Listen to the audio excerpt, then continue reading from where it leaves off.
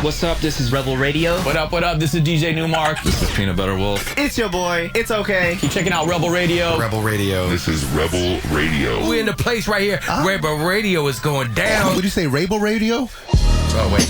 Let's do it again.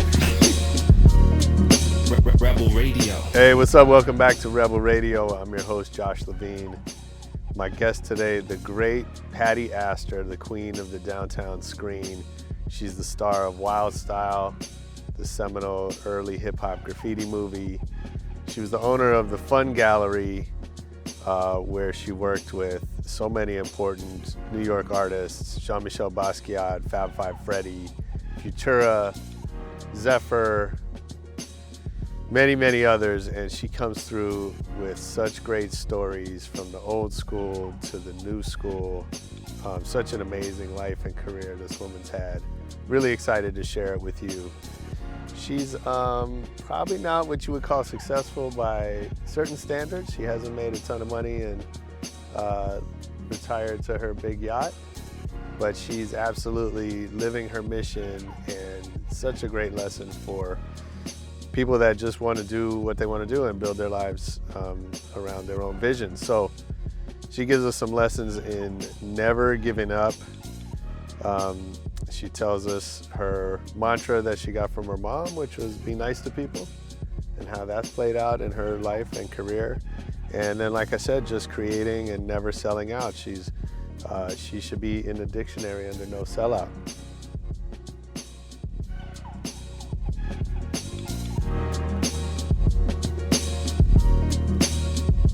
But tell me how, you were so influential in the art scene and music, and really where all those worlds combined. And I'm curious to know how that happened for you specifically. Like, how'd you even get into music in the first place? Well, I think that the thing I feel very lucky and is kind of interesting about me is I was born in 1950. Yeah. And so sorry, just go back. Like, do you remember the first records that registered with you that yes, impacted I remember.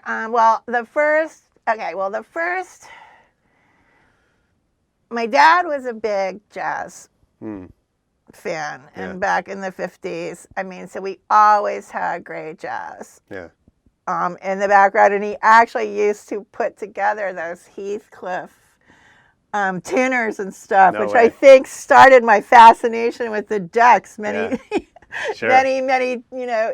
decades later. So that was just always a really important thing in my house. So and I grew up in Cincinnati, Ohio, so it was, what kind of jazz? What was the jazz record? all the best. Yeah. Miles, Lester Young, Charlie Parker, the classic jazz years. Sure. We actually there was a great jazz DJ in Cincinnati, Oscar Treadwell. Okay. So we always listened to him, and my dad would always enter.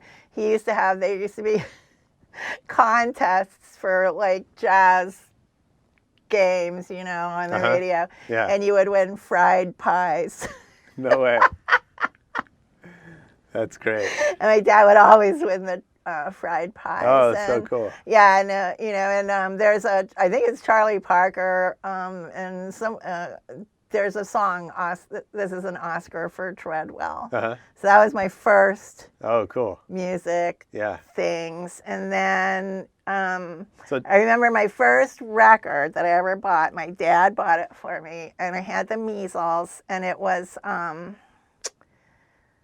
the Buddy Holly song.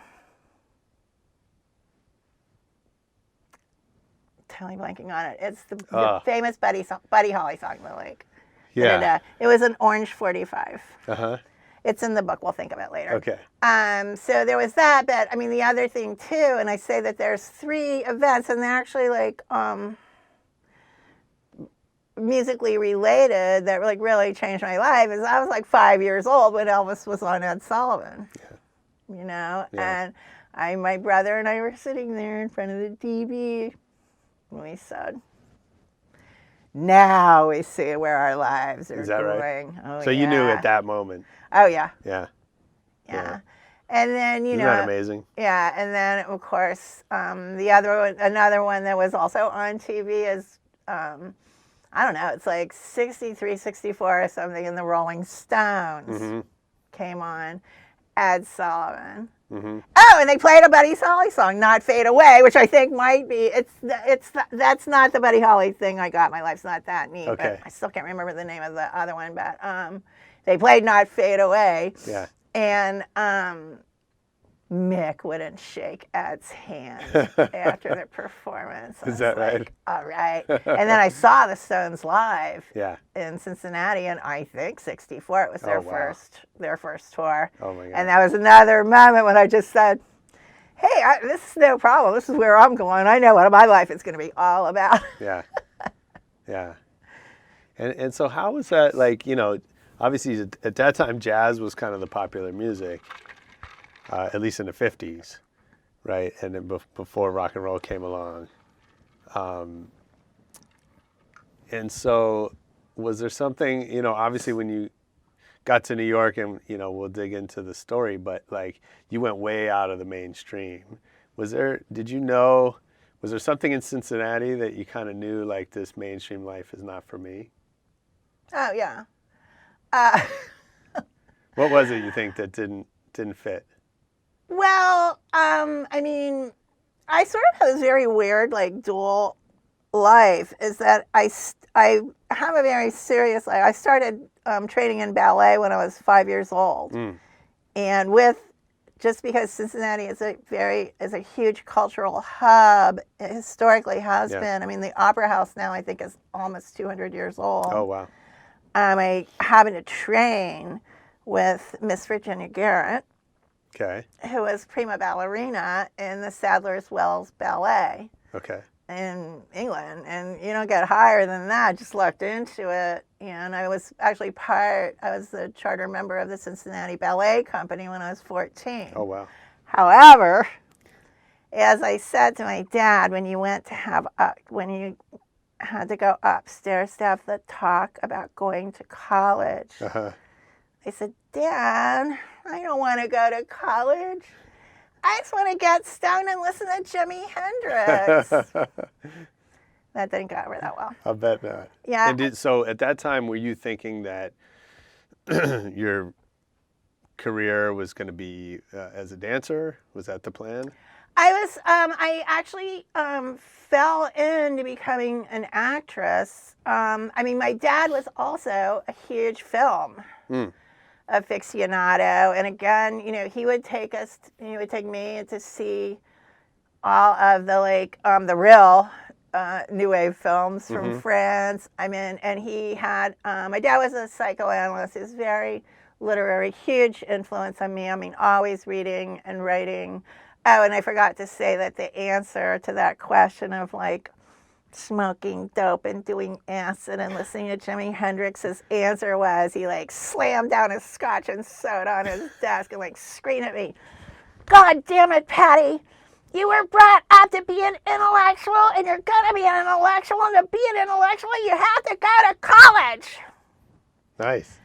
So he always brought us up with a huge respect for just everything, Sure. Poetry and the work. So anyway, there was two ways that you could go. Oh, and so this is what I'm going to tell you. All right, so on the bulletin board on the high school, the day I Want to Hold Your Hand came out, someone put the 45 up on the student bulletin board where you would check everything. Like Sure. That's how I found out with the acting thing. Yeah. That I got cast in my first role, the lead, of course.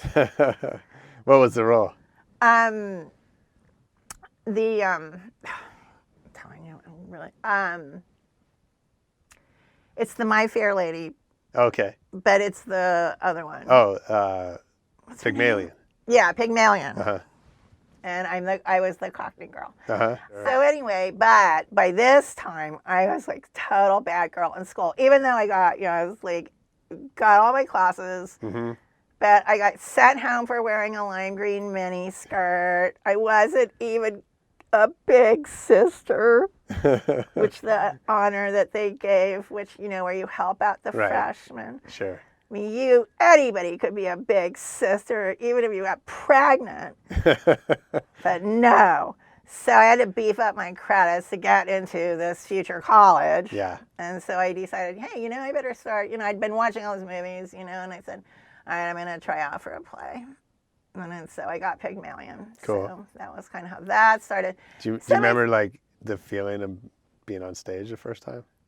Well, see, that was not my first time of being on stage, because okay. with the ballet teacher that I had, she did like these big recitals and Right. everything, and then I was in the ballet company, and you know, and I love being on stage. Mm-hmm. You know, I can put up, you know, like being on a film set. That's when all the shit becomes worthwhile. Really? Oh yeah. Nice. So despite my guidance counselor told me, even, they hated me. I would get up in class and scream and stuff, because once you do all your AP classes, first of all, the whole last year, you can like blow it off. We used to like all like cut school and go to White Castle and drink beer and stuff like that. Uh-huh. But, you know, and this is something that, you know, you need to, if we are talking and, you know, keeping up your business profile, you know. Yeah. Can't touch me. So my guidance counselor tells me the only school she possibly thinks she can get me into is the Colorado State Institute for Women. Okay. Sounds sexy. I was like, okay, yeah. Sure. So I applied to Barnard, Vassar, and Sarah Lawrence. Okay. And got into all of them. And Nice. I picked Barnard because it was in New York. Yeah. So Barnard is the women's college that's directly across from Columbia University up in the Morningside Heights in New York. And when I got there, and my dad drove me, that was right after. It was the fall after the spring of when they had taken over the buildings. Yeah. So the scene was just crazy. Yeah. I mean, when we got there, my dad was like, I want to stay here. There was just people like leafleting and everything. And, you know, I don't think people realize now because they hide the war that's going on right now. Sure. So well what the Vietnam War was like. Yeah. That you could see those body bags, you know, just lines of coffins being, you know, downloaded, and you saw the combat. You know, there was some terrific war reporters working them. You know, it's interesting you say that, because, you know, we talk about now that there's all this social media and that we have, you know, access to all this information and people can see what's going on around the world. And, you know, in some ways that's like never before, right? Just how much information there is out there. But, you know, the Vietnam War was the first time that, you know, America at least got to see the realities of what was happening through TV. Yes, and I would take that back. I mean, the Vietnam was the first war that was on TV, and also something interesting that I actually say in my book is that the JFK, that presidency was the first one where you could watch it on TV, and then of course the whole assassination. Yeah, everybody watched it on TV for 3 days. Sure.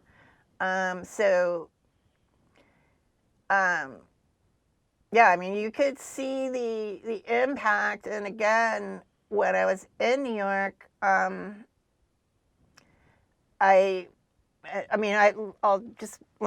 start the whole SDS history here. Okay. So I got to Barnard, and there's all these leafleting things going on, and you know, it's very, you know, we're very aware that's what's going on with Vietnam, and Nixon is running for president, which I was kind of thinking, we're a little bit of a similarity seeing the demonstrations against Trump. Yeah. That era of the demonstrations that we did against Nixon. So I got I got involved with Columbia SCS, which had, you know, Mark Rudd and that was one of the main chapters of SDS. Let me ask you a question. As somebody who's lived through this, right? And so now we see there's demonstrations all over the country, against Trump. Does that matter? Does anybody care if people are out demonstrating? Yes, they do. Why? And I had someone ask me this actually about, because I just mentioned offhanded, and this was actually kind of a not like one of our contemporaries, more of a society lady who had lived through it. I mean, she's hip and everything, and she was like, and she said, and I said, well, I was out there for 2.5 years. Yeah. And she said, yes, but, and she was kind of implying that it didn't matter. Yes, it did. We stopped that war. It does matter. I mean, just even, voting. It matters because the basic thing is they're trying to take the power away from you. Sure. And our slogan then was, vote with your feet, vote in the street. And I think these things do make an impact. There's this awful situation going on with the Dakota pipeline. Yeah. Where they're turning, it's almost, twisting the knife, that they're not only turning the fire hoses on them like they did at the people in Birmingham. Yep. But they're turning the fire hoses on it because they know it's freezing, and that's going to freeze this ice on their skin. Yeah. So you never give up. Never can give up. I mean, we still do have the right to bear arms in this country, which is unfortunately very much misused. But, Sure. Yeah. Make it count. These people, something that's really been bugging me lately are all these people are saying like, oh, I'm leaving. Well, okay, great. That's patriotic. Well, I also think that's the kind of thing. It's like you get mad at your cell phone company and you're going to switch plans, but no one ever does, right? Like everyone tells AT&T, I'm quitting you, right? But they never do. And I think the thing of I'm leaving, like no one leaves. I know. No one leaves. Stand and fight. Yeah. Stand and fight is what I'm saying. But yeah, I think that I was glad. I was glad to see the protesters out there. Yeah. I mean, Sure. the most important thing is that people care. And so I think that again, like with the whole, what was it, the Wall Street occupied, all that kind of thing. Yeah. It was good, but it was a little bit, discombobulated. Right. And I feel like this kind of thing is too, but that people are still doing it. I'm okay with it. They need to be safe out there. Well, so we're talking about movements are hard to manage, right? And I think, we can talk about the anti-war stuff or Occupy Wall Street, but if we talk about when you got to New York, it was the birth of punk rock. It was the birth of hip hop was happening around the same time, right? And those are movements in their own, and they've certainly been longer lasting than some of the political movements, although, maybe just as hard to kind of manage and make sense of, right? They get in some ways just as kind of off track at times as well. So, but take us into the music scene when you got to New York, because you got there as a Rolling Stones fan and Jimi Hendrix, right? Very kind of mainstream at the time, or this emerging kind of rock and roll culture, and then you find yourself in New York. And so how do you get turned on to punk and that? Well, the punk thing came later. The punk thing came because when we're talking about when I first got to New York in 1968, it was, very much kick out the jams. There was this whole everything was just, everybody was old people that I knew anyway. Yeah. I always travel with the best class of people. Everybody was just a fucking street fighter doing acid, at the Fillmore East. It was crazy times. Yeah, I bet.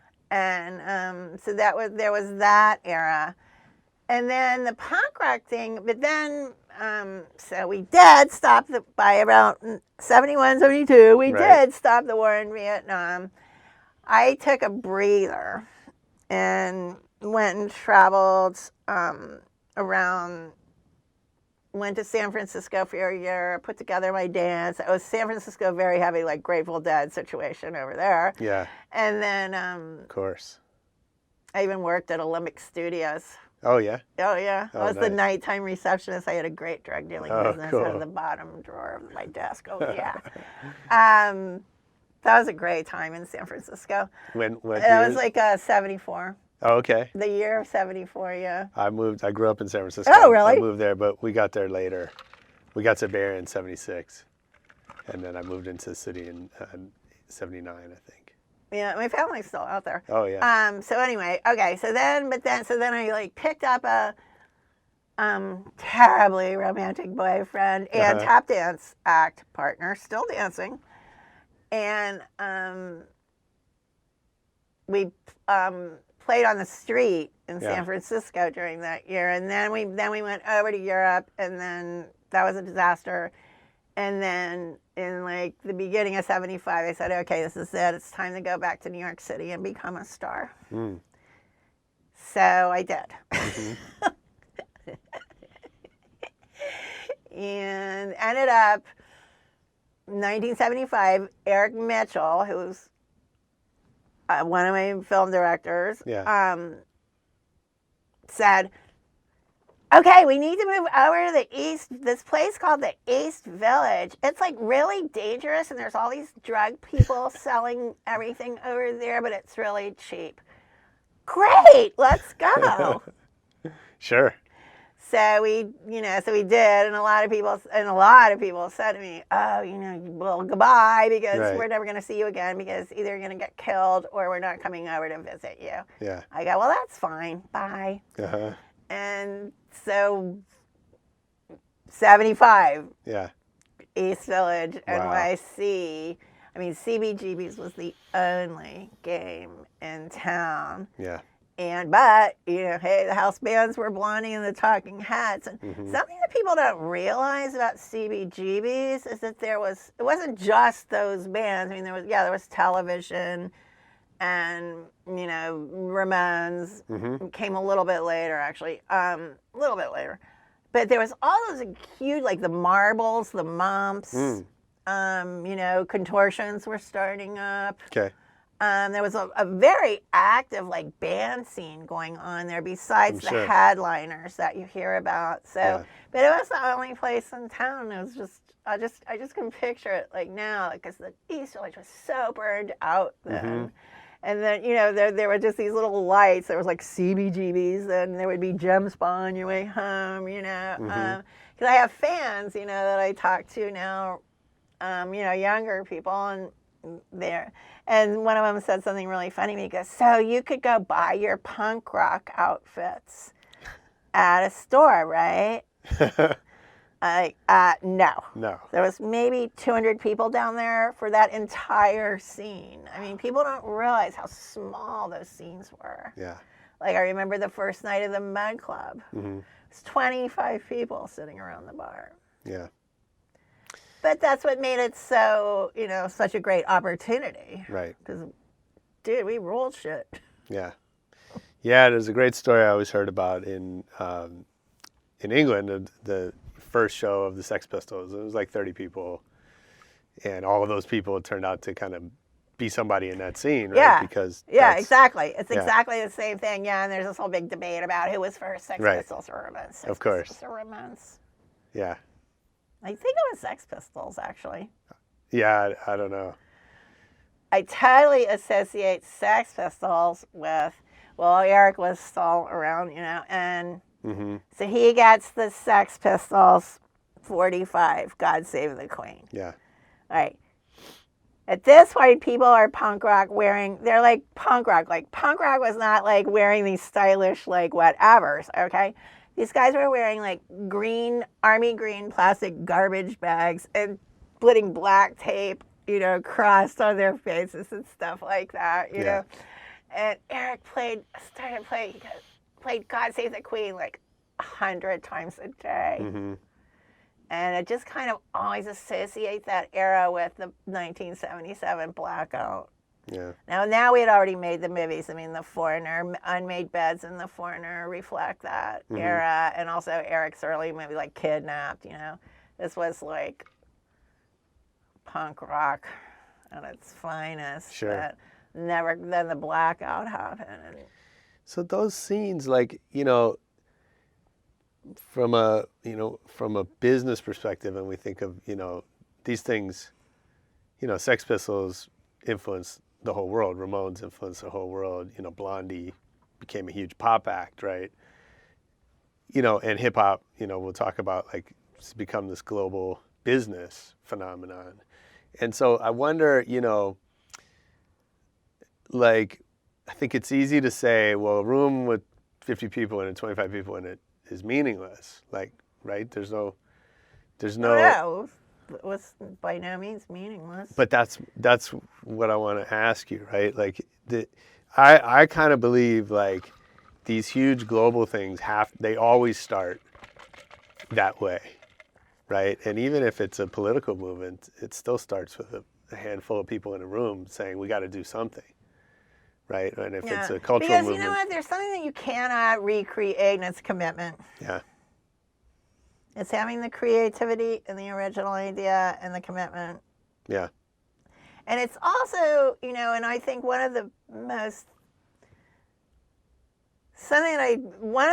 major points that I consider part of my whole, like, you know, road is I'm in the right place at the right time. Yeah. You know, and you know, it's lucky. Mm-hmm. But it's also, you got to be willing to, you got to be out there. Yeah. What is it? What do you think is the part of your character that kind of leads you to do that? This is going to sound so stupid. All right. We'll take stupid. But I was, like I said, I was brought up by really great parents, you know, and so they were like, everybody is worth something. And this is something that I was thinking about this morning. My mother said to me, she always said to me, son, if you are nice to other people, they will be nice to you. Mm. And I just always was brought up. I was brought up with a sense of adventure, you know, that nothing was closed to me. Yeah.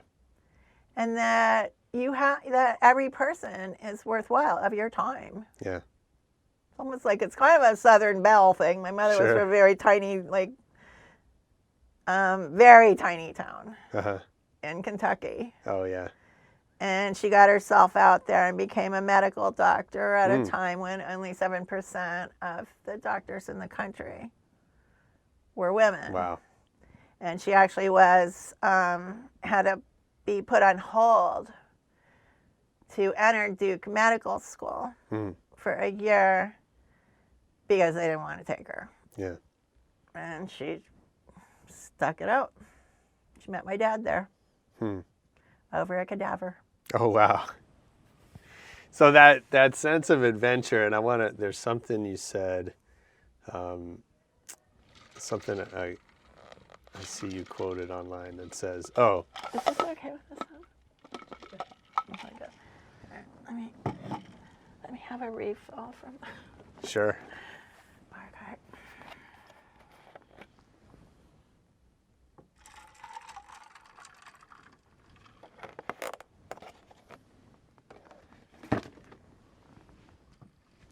So you're quoted, you know, I saw something online that says,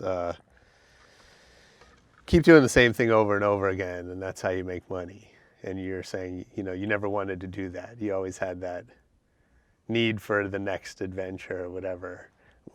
What do you think that is? I mean, I think you're right. I think that is how you make money, right? Is you find something and you just do it until you get really good at it, and you do it, you know, as people catch on to it. Why not that for you? Well, I mean, I think that in a way also just, you know, because I'm not in this to make money. I don't even care about seeing my name in the paper. You know, it's if you're a real artist, you're just creating, you know, a history, a legacy. Yeah. And I think in a way, you know, the way that I was brought up, like, you know, at age 5, it's, you know, got into professional ballet training, and you learn to enact these roles, you know. Right. So you always have, you know, and I just always believed in, you know, he being a, you know, a heroine. Uh-huh. And so what was it then? So you know, you're in New York. You know, we saw you in Wild Style. I watched it again last night, and it was amazing again. it's a good movie, Oh, isn't it's it? so much fun. It's so just like being transported back to that time. And you know, I couldn't stop. It's a hard movie to watch now because you're faced with how different that culture has become, right? But you know, what a great time that must have been, and to be part of that. And then the Fun Gallery, and I think you were, you know, incredibly influential in the blossoming of graffiti and, you know, hip hop culture as part of that. You know, with all of the artists you worked with. And so what was driving you? If it wasn't to make money, you know, now we associate hip hop with money. Like those two things are almost, those words are almost interchangeable. Why? Well, I mean, as I tell people, you know, to me, it's all about, and I think, you know, any of the real artists, you know, that, and I've been privileged to know quite a few of them, you know, with Jean Michel Basquiat and Keith, it's that leap off the cliff. It's that, you know, you're just going to create this thing and you're not going to care. Working without a net. Yeah. You're just going to do it. And you're driven to do it. It's not a choice. Yeah. I mean, I would advise people when they, you know, young kids who would come into the gallery, you know, oh, I want to be an artist. I'd say, listen, it's a difficult path. Yeah. Of course, all the Soho dealers would go like, hey, give me some stuff.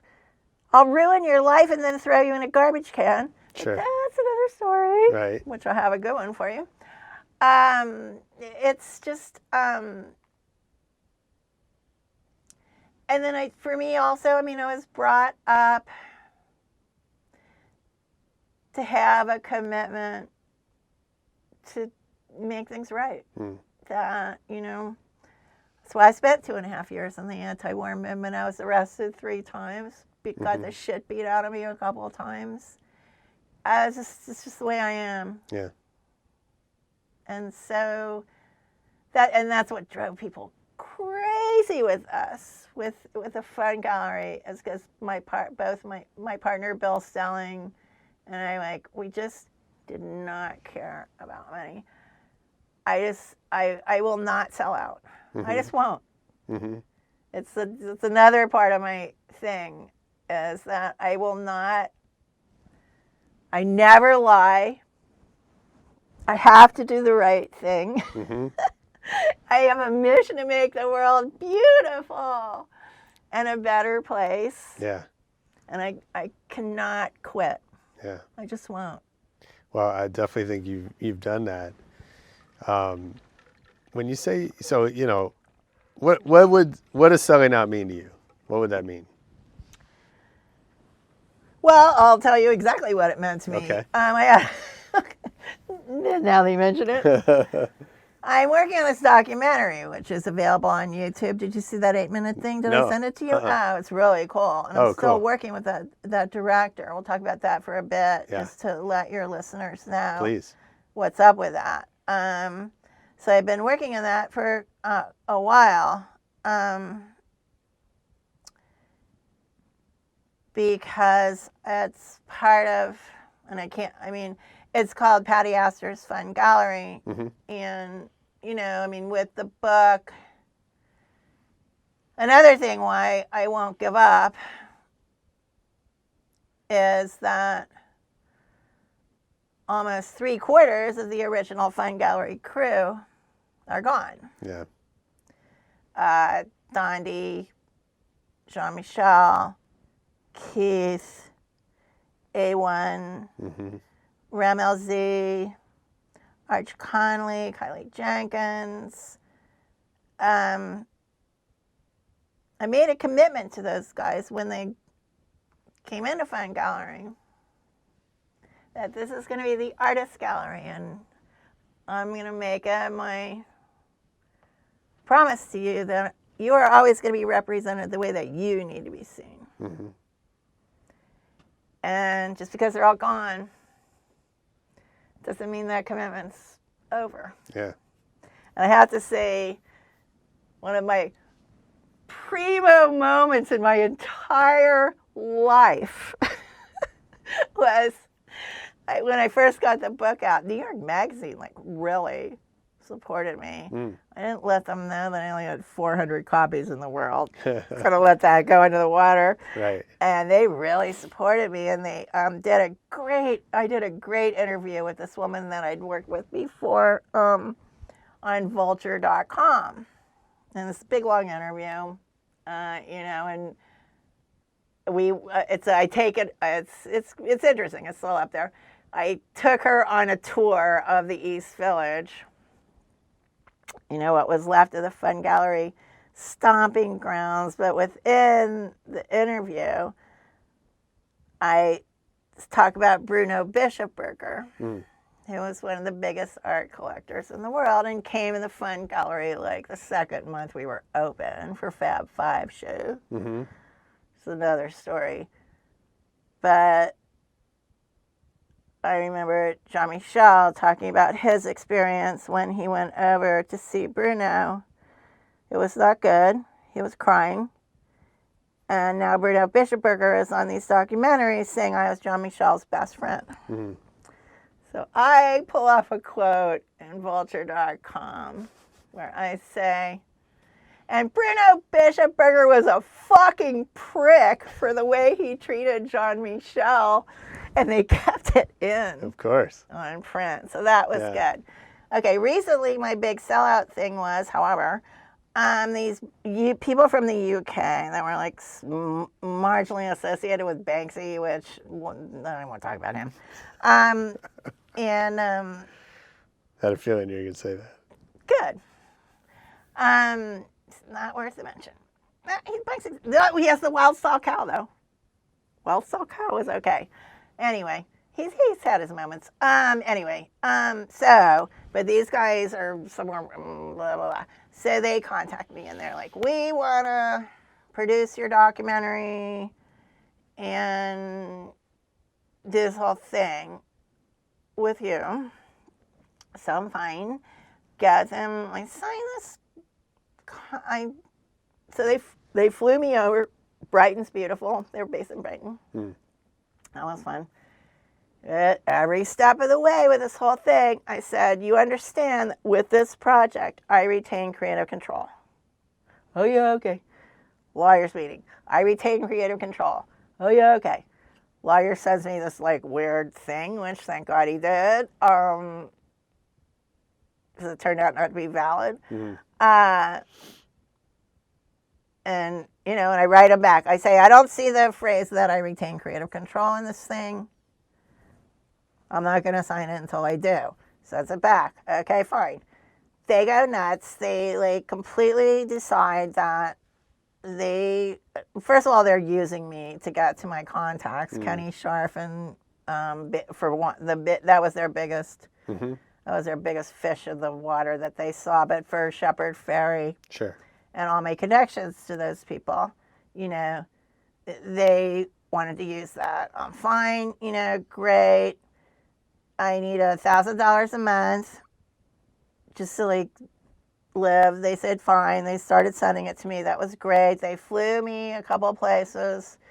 When Snake Woman, my 1978 jungle romance movie, showed at the Museum of Modern Art, I made them send me there, which restarted my relationship with the Museum of Modern Art. Now they have four 4 of my movies Nice. are in their permanent collection. But then they actually came to LA. I said, I want my original director. They're like, no.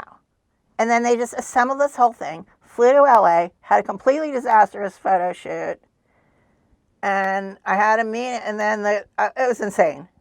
And I just told the guy, I said, this is not how you make movies, and this is not how I'm going to make the Fun Gallery movie. We are not having Shepard Fairey in the movie instead of Rammellzee. Right. Bottom line, okay? So either you get to this point where I get back with my original director, or I'm walking. And they totally ignored what I was saying, so I walked. Yeah. So I gave up that money. That's no sellout. That's what I'm talking about. Okay, I love it. So, and then what happened is, so I was just like, well, fuck these people. I'm sick of everybody just trying to use me for my connections and being full of shit. And now with all this, because when you see the 8-minute thing on YouTube, it's awesome. Yeah. So I'm just like, I'm sticking with my original director. I'm going up on Facebook. I'm saying this is going to be Pink Poodle Productions 2016 startup. I said all these things that I was going to do. I've accomplished most of them. And the day that I did that, my director called. He said, you know what, Patti, I'm ready to get back into it. We can just do this by ourselves. Oh, wow. And so now it's in production. Nice. It's great. That's cool. Okay, take me back to Wild Style. Were you kind of into that scene? Were you aware of graffiti and hip hop already? Okay, so let's talk about, and this is the first page of my book. I always say the Fun Gallery started the day I met Fab Five Freddy. Yeah, I love Fab. Okay, Fab knew that something was up and came down to the East Village because he had pointed himself as hip-hop's ambassador to the world. And let's face it, he's done a terrific job at that. Yeah, absolutely. And so he came to this really, so Underground USA, it's the punk rock Sunset Boulevard, probably my greatest role. Was running for 6 nights. Okay. Underground USA was running for 6 months. It's the midnight movie at the St. Mark's Cinema. Oh, cool. So, and that's the punk rock Sunset Boulevard. Mm-hmm. And Fab brought Futura and a couple other homies down to see it to check out like what was going on down in the East Village. Yeah. And so, and then almost I think the next afternoon, he came to a very eclectic loft party by Duncan Smith, poet, philosopher, celebrating the 200th birthday of the poet Stephen Mallarmé, vodka and cucumber sandwich. Vodka and cucumber sandwich. Okay, I'm gonna get this right. Vodka and cucumber sandwiches go together very well. I'm there. I have like a major hangover from last night's Mud Club blowout, but Fab is there too. And let me tell you something. You know, this is very important here, because there are not black people on the downtown scene. Right. White walls, white wine, white people, my brother. Yeah. And so Fab's there, and like he's got the pork pie hat and the shades and the, you know, everything. I'm like, dang. And he comes up to me and has a little paper cake plate. And he says, Patti, I saw you in Underground USA last night. You are my favorite movie actress. Can I have your autograph? I said, of course. You must be my new best friend. So that is how Fab and I met. Nice. And that led to the beginning of the Fun Gallery, and that led to a lot of things. Yeah. I bet. You know, it's interesting thinking about the two of you and your relationship. Like, you know, like Fab Five Freddy never was shy about making money. And, you know, I think he did it, like he was obviously a real, also, you know, he's also very real, his contribution, his connection to the culture, right? But he was also, like, I don't think he ever pretended like it wasn't also about money for him. And I wonder, you know, I believe that any culture needs both. Needs people that want to kind of protect it and keep it true for what it is, and also people that see it as a business. Right, but you can, you know, I mean, no, that, I mean, Fred saved a generation. Yeah. By giving these people access. Exactly. I mean, that's what it was all about. I mean, the Fun Gallery and all of that was like to see these guys, you know, that if you got the skills, you can pay the bills. Mm-hmm.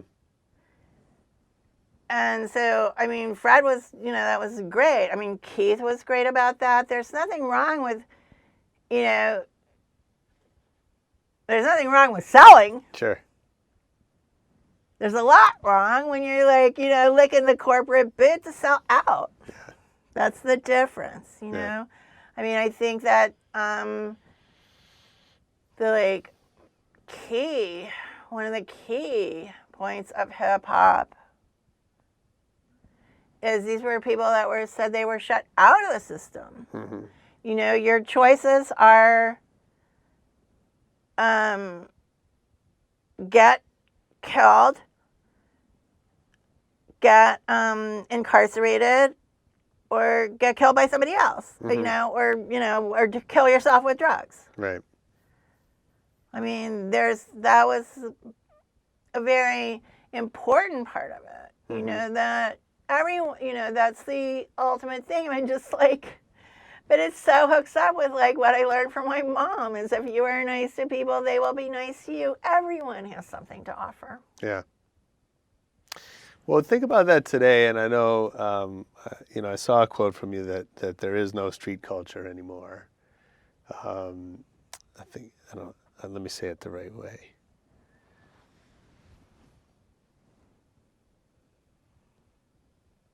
Oh, there is no street culture anymore. People doing things just to do them, right? That everything's kind of a business. And I think to your point, like when hip hop started, and certainly punk rock, it was shut out of the system, right? And it was people who were specifically being denied a voice, right? Making that voice so loud that it couldn't be denied anymore. And I think that part of what's changed is that the system no longer shuts those things out. The system actually looks for those things to use them to sell products, right? And you know, I think that's a new thing. I think when you were a kid, and even I think when I was a kid, you know, advertising wasn't as much about cultural appropriation. It wasn't like, you know, I don't remember seeing, you know, the Beatles in an ad, you know, when I was growing up, the way that kids are seeing Drake on an ad today Don't or talk whatever. to me about Drake. Just don't talk to me about Drake. But you know, look, Drake's easy to pick on, but you know, Sprite with KRS-One, you know, or with Mos Def, or You've seen the Sprite Well Salt commercials, right? yeah. Yeah. So like Sprite's a good example of like, to me, like they do it in a really cool way. Yeah, definitely. But it's still like they just do it in a You cool know way. what the most but fucked up thing was about the freaking Sprite commercials? This is down and dirty, bro. The Sprite commercials were brilliant. Yeah. Yeah, I mean, I loved it. Because, and I'll tell you something else about Charlie Ahern, the director of Wild Style, is he is the only director that I have worked with that has a contract with me and sends me money every year. Wow. From the profits. Wow. So much respect for that. Yeah. Okay. The Sprite commercials were like, oh my God, the Sprite commercials. We've made it. Yeah. Motherfucking Tracy 168 had a huge hissy fit Oh yeah. that he invented Wild Style and had the copyright on Wild Style and sued Sprite You're kidding. for the use of the whole Wild Style thing. Wow. Okay. And that is the reason why Tracy 68 was not in the Fun Gallery old school room at Art in the Streets. And this is the first time I've gone public with this. I mean, he's been like, it's been battled on Facebook. But, okay. Yeah. So, all right. When someone makes a suit like that against Sprite, they're just going to go, fuck it. We're going to settle Yeah. and take Pull the thing off the air. every single penny of people like Grandmaster Cavs, Busy Bee, Whipper Whip, Cowie Cav. You know, I could go on. And myself took away our profits, and we never got any of them. We were the ones that were out there and did that. So there's a little corporate, like, Sure. thing right there, you know? So that's what happened with the Sprite thing. I mean, now the whole advertising thing is, like, ridiculous, but I think we can stop that because I just gave you an incredible nugget. So, No got kidding. anything to say on that one, No brother? kidding. Well, I wonder like how it changes, right? Because again, I think that, you know, it's not just hip hop, but I think hip hop's kind of set the tone for the rest of the world in a lot of ways. That, like, there was this art being created for its own sake, Yeah, go on. or, you know, or like you said, because the system was shutting them out and they didn't have a voice, right? So it was people finding. Yeah, I have their voice. okay, that's why I was like, Yeah. I have a very germane story to that, is Okay. when I had the fan gallery, and just like Dante Ross, you know, said to me, like, oh, as a kid, this is, okay. You're asking me, like, why do I do this? Yes. It's like, because now that I've gotten on Facebook and everything, you know, there's there's a secondary benefit that I really love that I didn't know was coming, which attains to my success as a movie actress. I'm going to follow up with that one. Gotta wait for it. Yeah, I mean, I got written to by many, many, you know, people from around the world. You changed my life. Yeah. Or you saved my life. Mm-hmm. You know, and I have people coming up to me at openings and they're crying. I had a really great meeting with DJ Quick at the hip hop Grammy show. Bambaataa played. It was cool. Mm-hmm. And he was like, you know, and he was like, thank you, thank you, thank you. It's like, oh my God, you're so hot. Okay. That's funny. Yeah, no, I mean, you know, I just met with DMC Yeah. down at that Comic Con, and he was just like, Cold Crush Brothers were our total influence. Yeah. Because he was down there with that boombox guy. Okay, cool. Yeah, he's Yeah. the one that took me down there. DMC had a booth. Nice. So he took me around, and Miles was cool enough to like buy a book of mine. Yeah. So DMC and I exchanged books, and then I have the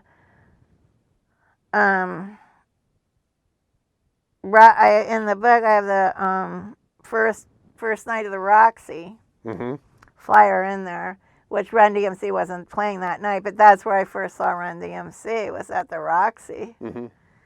And so, we're going around, and he's like, as soon as it takes a little while for these guys to like put Virginia, me in the wild style thing, Yeah. and then me now, like they have to kind of figure out who I am, but he did. And he was like, he was really cool about it. He was just like, oh my God, Cold Crush Brothers.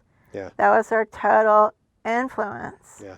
And again, see, this is what keeps me going. So I get like how that's had an impact over the years. How did it change the game for you at the time? Well, Sal, is like, this is the thing. I mean, like I said, you got to be in it to win it. Yeah. I fought for that part too. Motherfucking Charlie and Fred. Because now it comes out that like, now that Charlie's interviewing, because I've heard like from Dublin DJ Lazy, because he had Charlie on, and Charlie spilled the beans on this. They, of course, always wanted Blondie for that part. Yeah. But Blondie was touring, and she couldn't do it. But at the same time, see, this was very much like right in the middle of the whole Fun Gallery thing. I mean, the whole Fun Gallery thing, everyone was a clubhouse. I mean, everyone was there every day. Yeah. I mean, Dondi, Zephyr, Keith, Kenny, Fab, PDP, MTV, you name it. A1, Rammellzee, Is the Wiz, every freaking, they were just there, every day. And, okay, so I hear that they're making this movie. And I say, and they need a girl reporter. I mean, Fred was already calling me Lois Lane. Hello? Is that right? And Patty Duke. But no, Fred's the one that gave me the Patty A, too. Even my sister even has little A. Is that right? Yeah. That's great. No, Fred, I mean, no. That was the thing now. I mean, I can't say how important the meeting between me and Fred was. I mean, the king of Uptown met the queen of downtown. And Fred said I was down by law. And it all went from there. Because that's the thing with the Fun Gallery. The reason that I could get all these white people to come to these parties with black and Latin people is because I was already a celebutante. Yeah. I was a star already. I'd done like 12 movies. Yeah. So anyway. I was just asking how the movie changed the game at the time. Yeah. Okay, yeah. So I saw the last story. Okay. Okay. So, so I, so this, it's like, this is like the hotbed, like every day. Yeah. And I hear they're doing this movie. And hello, you need a female reporter. And Charlie says to me, because they were still trying to get Debbie, oh, but we need someone more mousy. And I just said, no, I said like, oh, actually, this is going to go into a really good story. So I'm like, fuck that, I'm getting a spark. So, right after that whole exchange where he's like, oh, we're looking for someone more mousy with brown hair and glasses. What a bullshit story that was. Which wasn't going to be Debbie Harry. I know, right? I bet. See, I'm so stupid, you know. I didn't even know that, you know. I That's thought, all right. like, well, you know what? I just thought, this is my part. I don't give a shit. Yeah. Okay? So, anyway, all right. So, this is what happened. Okay, so right after that happens, there is, and this is all in 81. Dude, the year of 81 was, like, so insane. 81, 82, like, it seems like, you know how they do those like weird things where they put like a million years of stuff into a 1 minute like thing? That's how that was. Okay. All right. So I hear that there's, and you have to realize this is not like no one downtown had even heard of hip hop, Right. break dancing, rap music, anything at this time. Yeah. You know, and that's like, it's so weird that it's so like, you know, saturated now, but down there was nothing, man. Okay? So, but I am a very nice person. I am nice to people that are nice to me. Yeah. Okay. So, anyway, all right. So, I hear that there's going to be the Sugar Hill second reunion Okay. up at the Armory in Harlem. Big concert. Yeah. All right. So I'm like, we're going. So I take my crew. I'll say this again so you can get it for your thing. That's okay. We can take the laugh. Okay. I take my crew, which consists of Bill Stelling, my gay Asian fun gallery partner, New York City Yoko, who's like 4 foot tall Japanese punk rock chick, Renee Ricard, Warhol star and like insane person, and Edit Diak, total like amazing art world critic person, on the subway up to the Harlem Armory. I am perfectly attired in a silver lame top and white satin pants. I am the only white girl there. We got there. I see, like, okay, so we're there. Okay, right. Woo! Things are just kind of still like getting started. Okay. And I run into Charlie Ahern, director of Wellsell. I go, yeah, Charlie, I'm up here for the jam.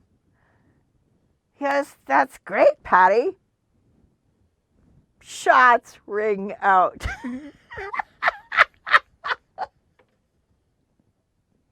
Oh man. Someone shoots off a gun in there. And so he starts running. And so my gallery partner, Bill, like grabs my arm and says, Patti, we have to get out of here right now. I'm going, really? It's just getting started. So we all run for the exits, and Charlie's with us at the subway stop. Yeah. And we all go downtown to a bar, and Charlie tells me I have the part. Nice. That's awesome.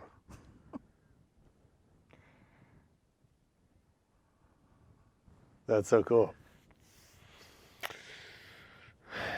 Man, I can only imagine what that time was like. And then, of course, the shoot was like really cool because at that time, I did have the gallery. Yeah. I'll tell you something that I really like about Wallstyle, which is the same thing that was like, kind of I was enacting in life, was because the fun gallery was an artist gallery, and because we were so sick about Soho things and blah, blah, and, they were, treating even the people that had managed to get there, very badly, and they were all like a bunch of crooks. So the fun gallery was artist gallery, so the artists could do whatever they wanted to. And, so things were like pretty open at that point. And there was something like also, very nice that I had with Dondi and A1 and even David Skulkin from the Beastie Boys. I was ready to be educated. You know, the thing that I like about Wildstyle is that in most Hollywood movies, you know, where there's a black culture and then the white person comes in, you know, the white person comes in and tells everybody what to do, and then the whole thing is safe, so then they can go back to their same shitty jobs. Right. And Wildstyle, like, everyone's like really mean to me. Yeah. You know, I'm like constantly like running to catch up and everything. And the greatest scene is the one with Zephyr and me in the yard. Uh-huh. And he's like, you know, Virginia, what are you doing here? Uh-huh. You know, fuck you, fuck your magazine, I'm leaving the yard. Yeah. You know, I love that scene, Yeah. which it was raining that whole time, by the way. That's why we were all so crabby, but it made the scene. You know, that, like, Dondi, you know, would come down and, like, tell me how he wanted to be presented. Yeah. And what his, you know, goals and stuff were. Yeah. And those are some of, money can't buy that. You know, it's funny, there's a scene in the movie where the guys come to rob you and they pull out a shotgun, you know, and then Freddie kind of saves the day. And I have a friend who's one of the guys that started Source Magazine, and he always says to me that, he always says hip hop got ruined when you didn't have to worry about getting robbed at shows anymore.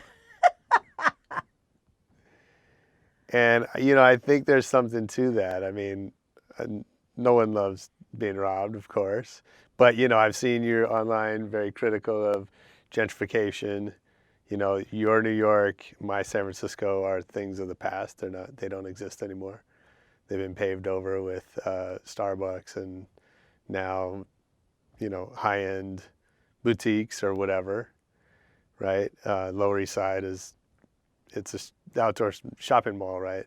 And you know, I wonder, like, you know, again, back to this idea that there isn't street culture anymore, right? And part of that, I mean, I've been talking with Dante. He, you know, has told me stories about kind of getting started because he was one of the few people that wasn't afraid to go into certain neighborhoods where the record executives were afraid to go. Right, and that created opportunity for him. And so, do you think that element of danger is important? Is it necessary for, like, these underground cultures to thrive? I do, you know, of course, you know, I do, because, and I love that scene of the holdup, by the way, because that shotgun was loaded. I mean, see, that's what I live for. Yeah. I live for the danger. Yeah. And, you know, I think that, you know, the guys that are going to last, you know, you just live for the danger. You live for taking the chance, the risk. It's like, dude, you got to rack up. Right. For sure. I mean, we've had a lot of graffiti, mostly the LA guys on this show. And, like, you know, that's certainly part of, you know, stealing paint is part of the job. Right. Yeah, it's also that, but I mean, I think it's also is, you know, it just goes to being like, I mean, being considered a great artist, you know, it's, you took the chance. Mm-hmm. You like just, you didn't care whatever stood in your way. You just made it happen. Yeah. But like I said, it's the jumping off the cliff. It's an addiction. Yeah, sure. Yeah, I wonder. I mean, it feels like, where we're at today in society is like we want everything to be easy and clean and safe. And, it's hard. I mean, on the one hand, it's hard to argue with those values, right? On the other hand, I sometimes question whether greatness and great artistic achievement specifically can happen when everything's clean and easy and safe. Well, it can't. Obviously it can't. I actually have a sort of an interesting metaphor, and it became like, because actually Madonna came up, and I have a great story about Madonna in the book, which she was Jean Michel's girlfriend for a very brief time, thank God. But it was sort of around that era, actually, when she came up, and I have a line that I kind of use with, referring to her for sure. She wasn't too bad when she started out. I mean, she was like freaking hustler. Oh my God. But, up through the Desperately Seeking Susan era, the Like a Virgin thing, she was like, it was fun. She's okay. Absolutely. But there was like that. I actually almost blame her, take her as the time marker of the shift, because with Madonna, the meter is always running. It's like with their creative things, you just start seeing with artists. Yeah. They want to make money. Sure. And that's not good. We had a thing in the Fun Gallery. It was really weird, where unbelievably we sort of started to make some money. And there was this thing back then, now it's all online and everything, but like people would bring in slides to show you their artwork. And as soon as we started making any kind of a name for ourselves, all these like people would come in and say that, I want to show your slides, and start talking about their artwork and how it could be commercially viable. Okay, I would be like, okay, you're in the wrong place. Yeah. Fun Gallery, that's not how we work. That's just not what's going on here, okay? And I actually established almost immediately a policy at the Fun Gallery. Fun Gallery does not look at slides. You go out, you show me something. If it's good enough, maybe Fun Gallery will look at it. That's cool. But this whole thing, I'm like, no, I know. It's just like, and it's been, and actually now it's this whole, like, I mean, with Madonna, I seriously think, like, wasn't that around when celebrity, culture, money, blah, blah, blah, thing just, like, went south? Yeah. And it's like, you can see it in their eyes. They don't care. Yeah. The meter's running. They're thinking about what they're doing. They're not creating.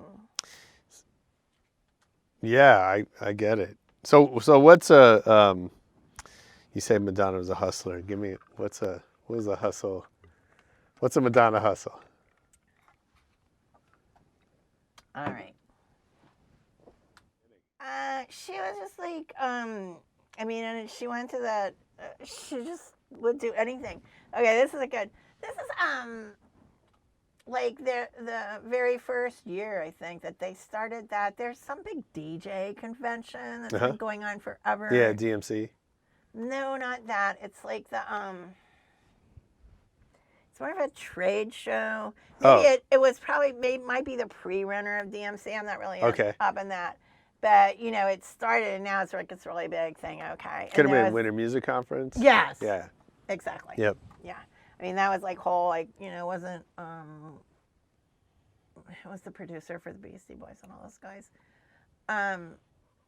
Not Rick Rubin. Yeah, Rick Rubin. Okay. Oh, yeah, that was kind of, that was kind of like a junior Boy Scout troop. Like, a lot of that stuff, like, kind of happened around that first convention and this and that, okay? All right. And so,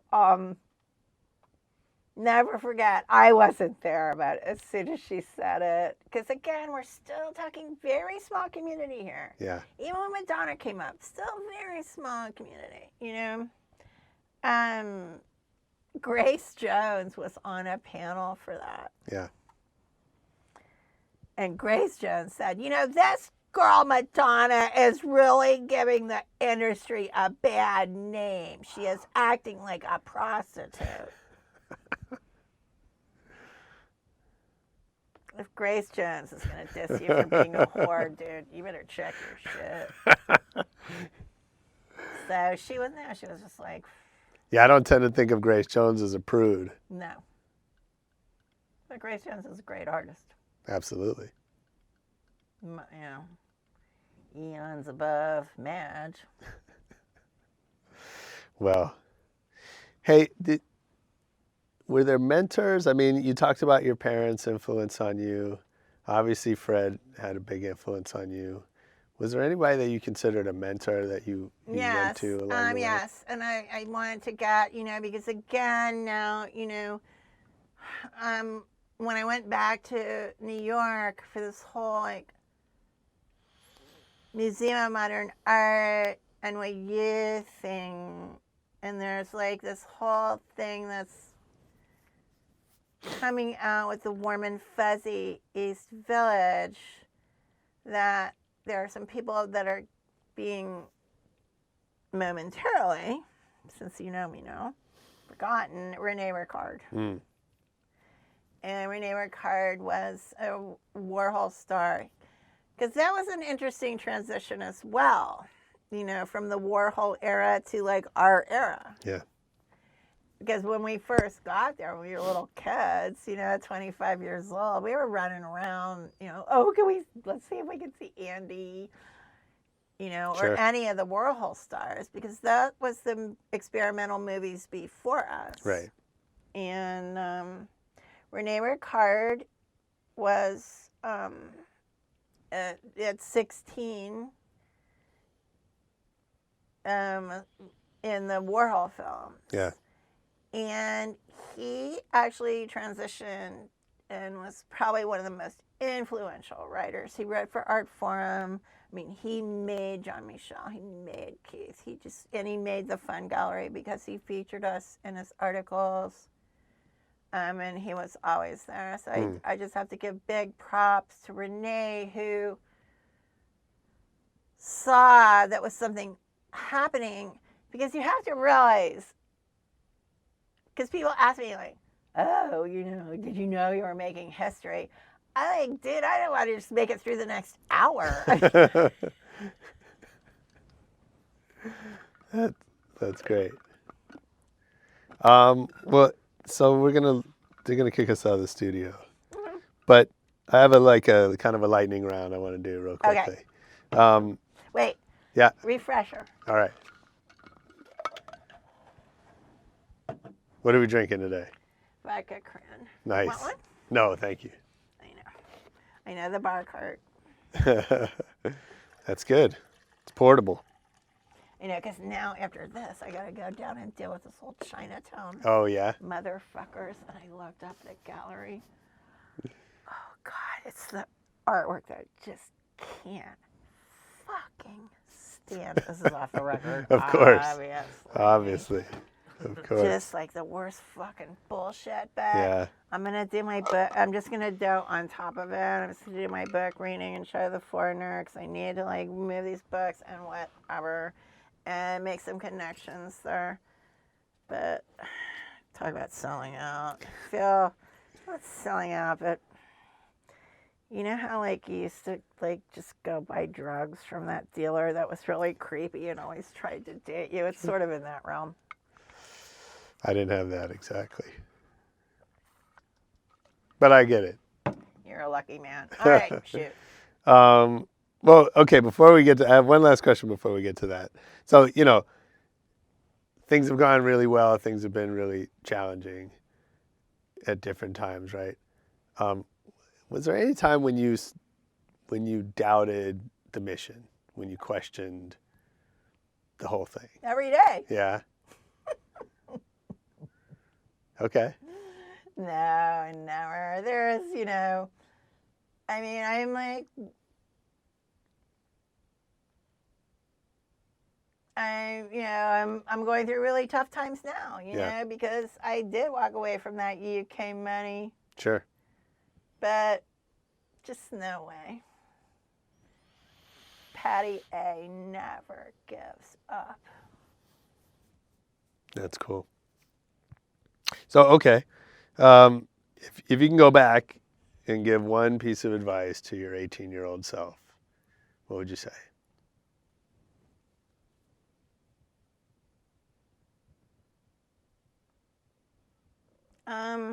You did the right thing. Not many people can say that. That's pretty amazing. What is something that you used to believe and then later decided you'd been wrong?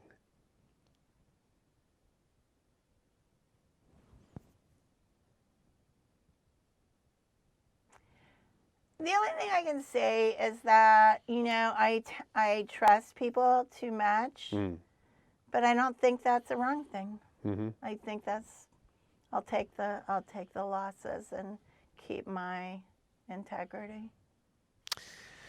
That's so interesting because I think like so many people are afraid of losing something.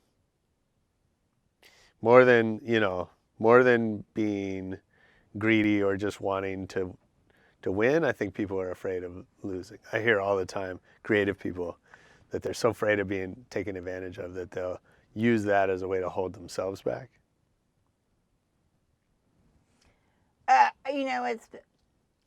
It's been very weird because now I'm becoming like more famous or whatever. Yeah. I'm starting to realize there's two things, and they're both kind of serious.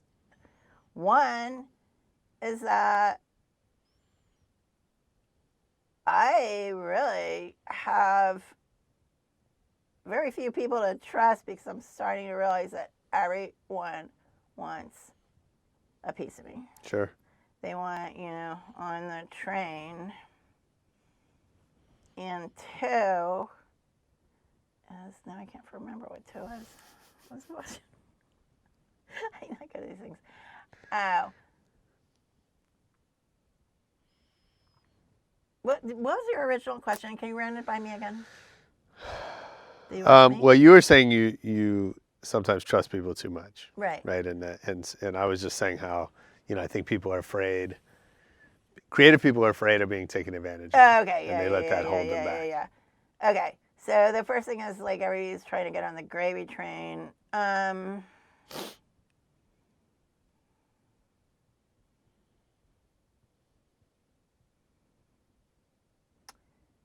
It's the second thing is, it's hurtful, but it's also like I'm one tough cookie at this point. I fought hard to get where I am, so don't try to come in and fuck with me. I have the Keith Haring Foundation after me right now. Is that right? Yeah. And so you don't think I'm going to stand my ground. You're wrong. What talent do you wish you had more of?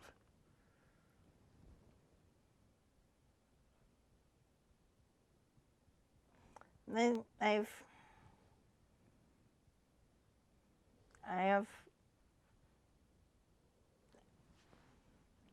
live my life to achieve every talent that I feel that is available to me to achieve. Cool.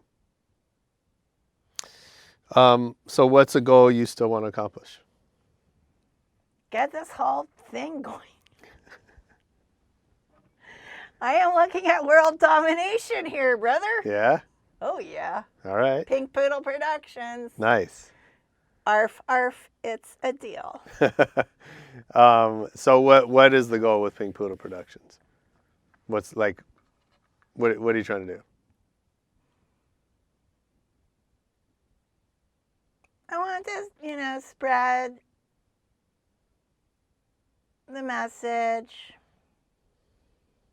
that everyone has a chance. Mm. Just like Grandmaster Caz says in the South Bronx rap, everybody got something to offer in this world.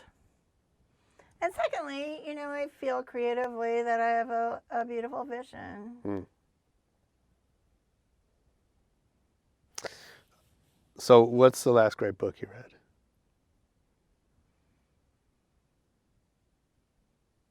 Let's see. So I read a lot. Mm.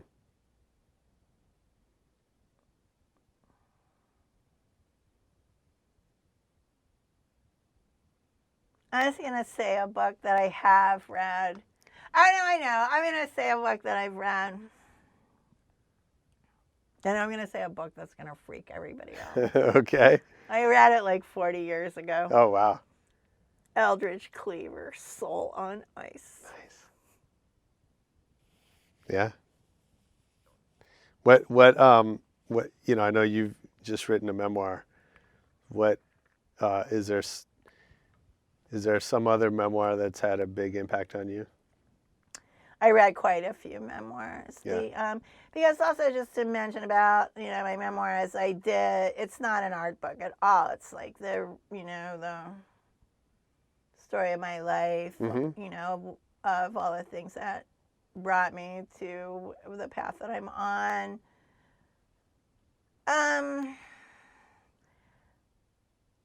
It's just a really cool little book. It's Ernest Hemingway's. Mm. Okay.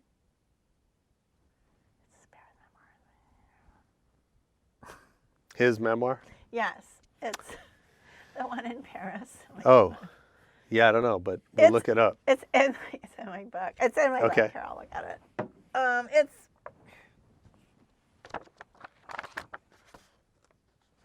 I know. Fuck. Now I'm gonna fucking sell us to Dante Ross for like $1,000, right? It's the one in Paris. Wait, where's the Paris chapter? Just so you can get this on tape, we can get this over with. We don't like stab ourselves in the eye.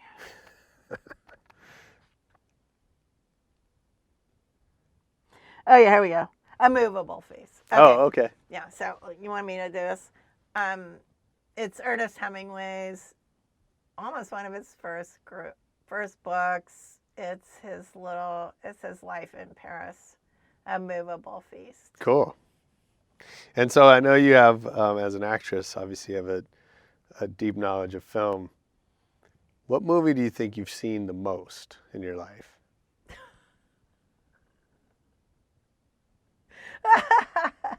Well, it's got to be Wild Style. Yeah. I would imagine so. I'm laughing because, and this is another thing that's so great about Wild Style. No, Wild Style is like, because, my goal was to be a film actress, and I had, and I was achieving that goal in a terrific way, I mean, at all these, like, movies that I was making, which I said are in the Museum of Modern Art collection, and I am going to be presenting in the fall 2017 my Queen of the Downtown Screen retrospective. Nice. At MoMA. And, what's great about this movie is it shows all the luminaries of the punk rock, mud club, and going into hip hop style. But Wild Style is like, it's a jewel in my crown. Yeah. For one thing, the dance scene with Crazy Legs is, my version of La Dolce Vita, when she does that dance in the fountain.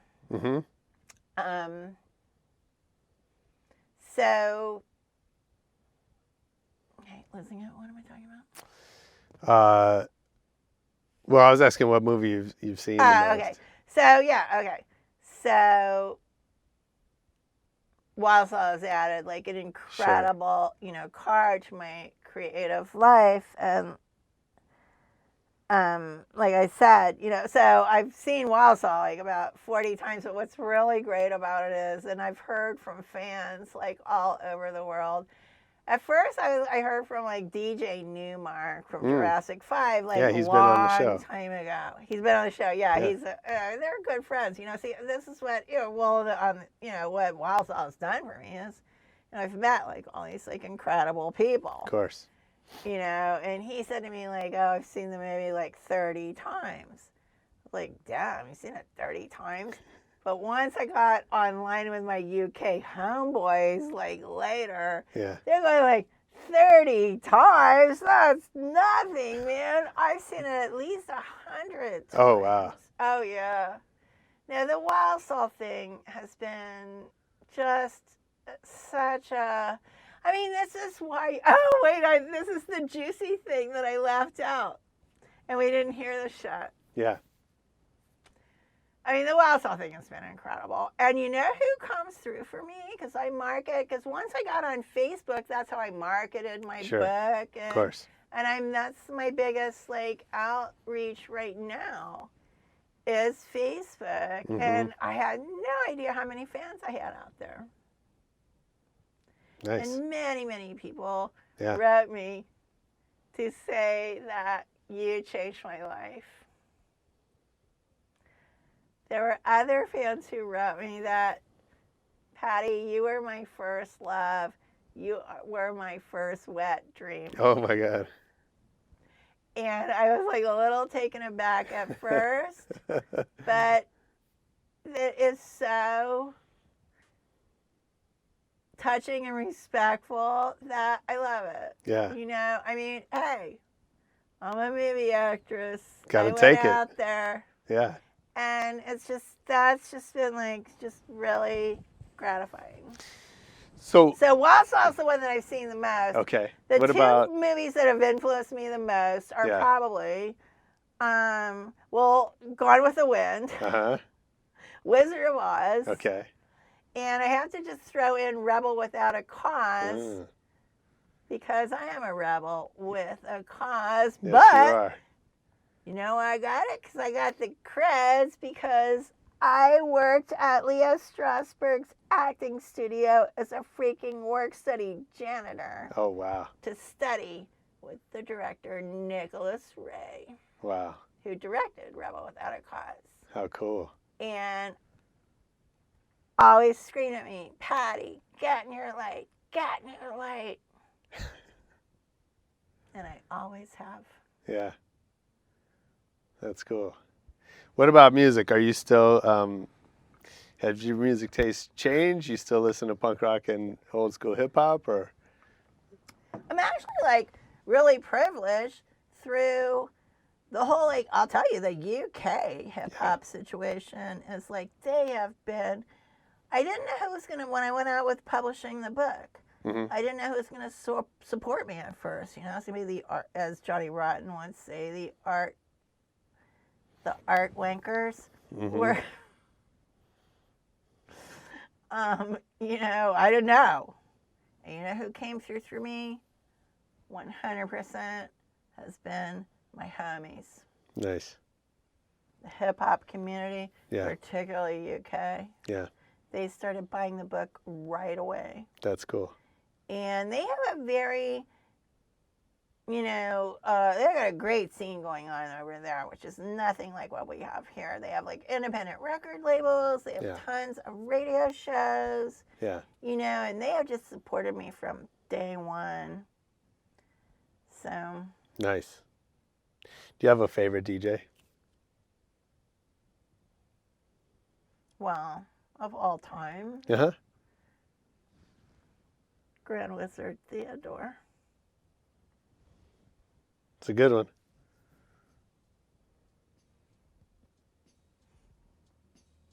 Nice. Well, thank you so much for doing this. I appreciate your openness and your generosity with all your stories. Such great, just being a fly on the wall to your life for 1 hour has been amazing. And,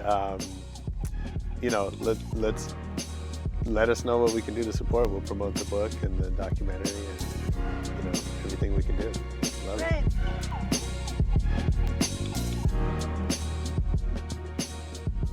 Yo, that was the one and only Patti Astor. There's nobody like her. I hope you enjoyed that as much as I did. Leave us a comment. Go to Twitter at @RebelRadioNet. Hit us on Facebook. Make sure you check out our new YouTube page for videos from all of our episodes. We're adding them as we go, so there's more and more content up there you can check out. And most importantly, come back next week for more Rebel Radio. Peace.